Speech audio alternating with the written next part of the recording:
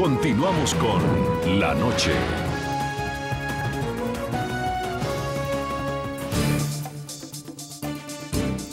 Seguimos conversando en Caracas, Venezuela, con Ismael García, diputado de oposición de la Mesa de Unidad Democrática, candidato también a la alcaldía de Caracas, a propósito de esta ley habilitante que pide el presidente Nicolás Maduro para luchar contra la corrupción. Diputado, ya hizo el sondeo con la bancada opositora. ¿Puede o no pasar esta ley? ¿Van a votar al menos uno, que es el que necesita el oficialismo para que pase la norma? Mira, Enrique decía algo hoy que es muy cierto, ¿no? Yo creo que en la bancada de la Unidad Democrática hay una conciencia claramente definida de qué es lo que este gobierno actúa, cómo actúa y qué es lo que hay detrás de esta lucha. Por ejemplo, te puedo decir lo siguiente, en esos allanamientos recientes que han hecho, antes de que la Fiscal General de la República conociera del caso, ya estaban presentando en la Asamblea un conjunto de fotografías homofóbicas para tratar de fusilar y liquidar moralmente a quienes ellos estaban acusando. Mira que esto es una gente, con eso te digo, las cosas que ellos actúan con falta de seriedad y con un alto grado de irresponsabilidad. Y en el caso de nosotros en la bancada de la Unidad Democrática, no hay toda la voluntad para que el gobierno combata la corrupción y para eso por supuesto que cuenta con nuestro concurso.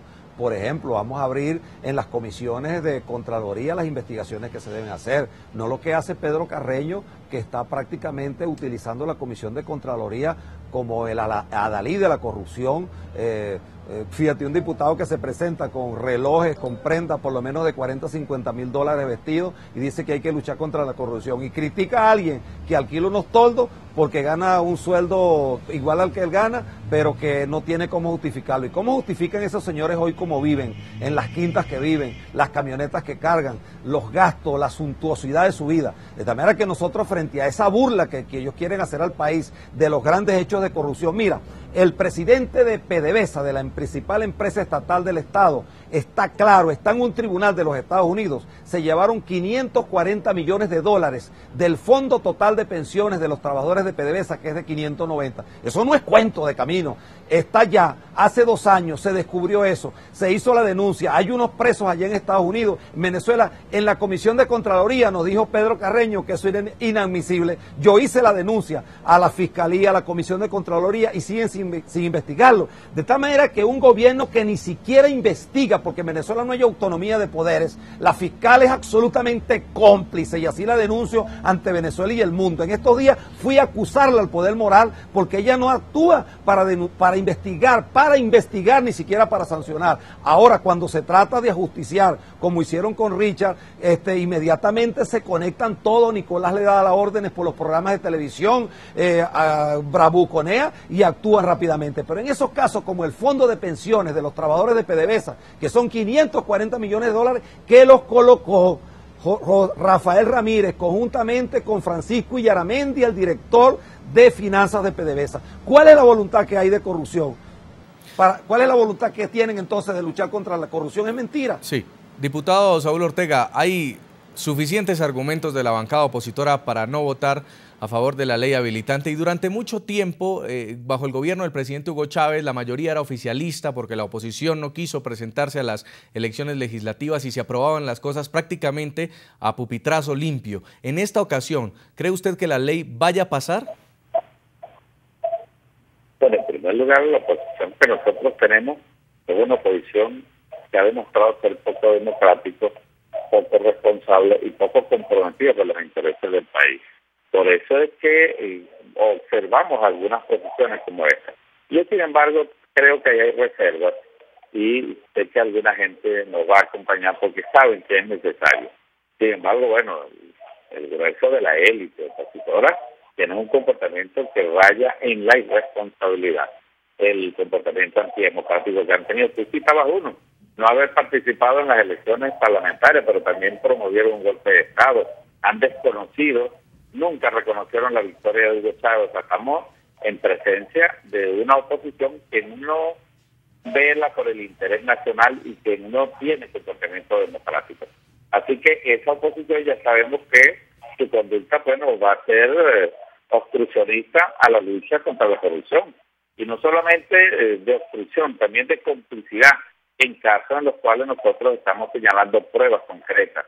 En vez de tratar de desviar el tema, que si hay una corriente homofóbica, lo que ellos deben es verificar cómo hace un funcionario público para gastarse millardos de bolívares en francachela y fiestas, bueno, que rayan también en delitos de tráfico de personas, porque promueven la prostitución masculina, que la hemos observado y también está presente en los videos, que él mismo dijo que se habían decomisado, y que se han decomisado y hay muchas pruebas. Por eso es que esa élite de la oposición le teme al debate y, por supuesto, jamás apoyaría investigaciones y mucho menos sanciones ejemplarizantes para este tipo de delitos.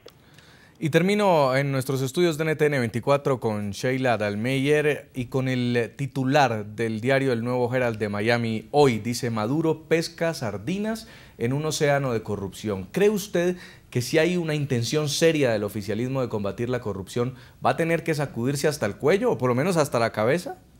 Sin duda alguna tendrá que sacudirse hasta la cabeza, pero además también soy poco escéptica de creer que realmente haya una voluntad de parte del gobierno de denunciar o de combatir la corrupción.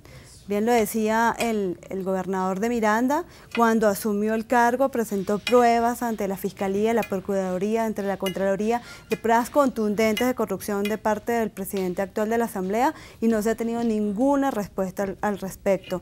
Nosotros tenemos un contralor que no es el contralor que establece la normativa, que debe ser electo, nombrado por la Asamblea, sino que es una contralora encargada desde 2011.